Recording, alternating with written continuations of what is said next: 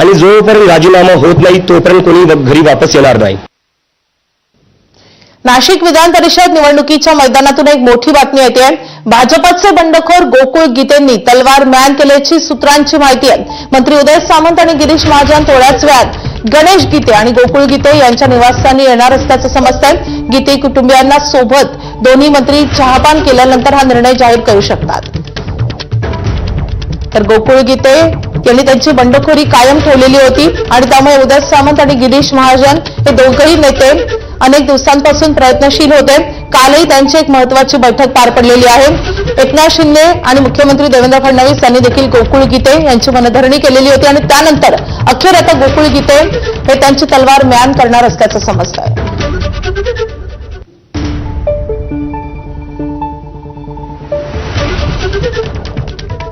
तर मंत्री सामंत आणि महाजन थोड्याच वेळात गीतेंच्या निवासस्थानी दाखल होणार आहेत आणि त्यानंतर अधिकृतपणे या निर्णयाची घोषणा होऊ शकते.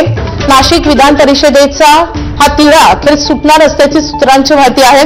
गोकुळ गीते हे त्यांच्या बंडखोरीवर अनेक दिवसांपासून ठाम होते. त्यांची मनधरणी करण्याचा प्रयत्न सर्व स्तरावरून सुरू होता. गिरीश महाजन, उदय सामंत हे तळ ठोकून होते, मात्र अखेर त्यांच्या प्रयत्नांना यश येताना दिसतंय.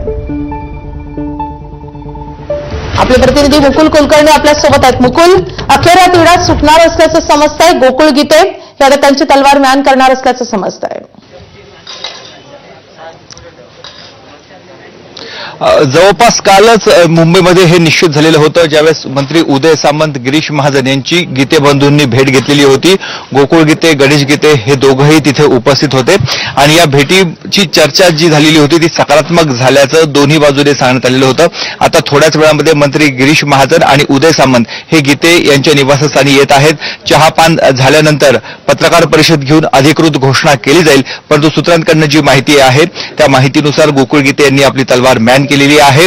त्यांचं म्हणणं आहे की मी या निवडणुकीमध्ये थांबून घेतो, अशा स्वरूपाचे संकेत त्यांनी सकाळीच काल मुंबईला जाताना देखील दिलेले होते. आता अर्थात मुख्यमंत्री आणि उपमुख्यमंत्री या दोघांकडनं काय नेमके संदेश देण्यात आलेले आहेत, गीते बंधूंचं पुनर्वसन करण्यासाठी नेमका काय शब्द देण्यात आलेला आहे हे अद्याप तरी स्पष्ट झालेलं नाहीये. मंत्री गिरीश महाजन असो किंवा उदय सामंत यांच्या गोटामधनं कुठल्याही स्वरूपाचं आश्वासन आम्ही दिलं नाही किंवा त्यांनी कुठला शब्द मागितला नाही अशा स्वरूपाची माहिती सध्या मिळते. परंतु एवढं मोठं त्याग करत असताना काही ना काही पदरात पाडून घेणं ही राजकारणामधली एक भूमिकाच असते. त्या दृष्टीने येत्या काळामध्ये गीते बंधूंना त्यांच्या पदरामध्ये काय मिळतं हे बघणं महत्वाचं आहे. परंतु गोकुळ गीते यांची तलवार बऱ्यापैकी म्यान झालेली आहे. अधिकृत घोषणा होणं बाकी आहे. ती अधिकृत घोषणा थोड्याच वेळामध्ये होईल. आता बघणं महत्वाचं आहे की जे महायुतीचे उमेदवार आहेत नरेंद्र दराडे ते या पत्रकार परिषदेला उपस्थित राहतात का? कारण 2 दिवसापूर्वीच नरेंद्र दराडे यांचे बंधू किशोर दराडे जे आमदार देखील आहेत ते गणेश गीते यांची भेट घेण्यासाठी याच निवासस्थानी आले होते. त्यामुळे थोड्याच वेळामध्ये जी पत्रकार परिषद होईल त्या पत्रकार परिषदेकडे अख्ख्या राज्याचं लक्ष लागलं आहे.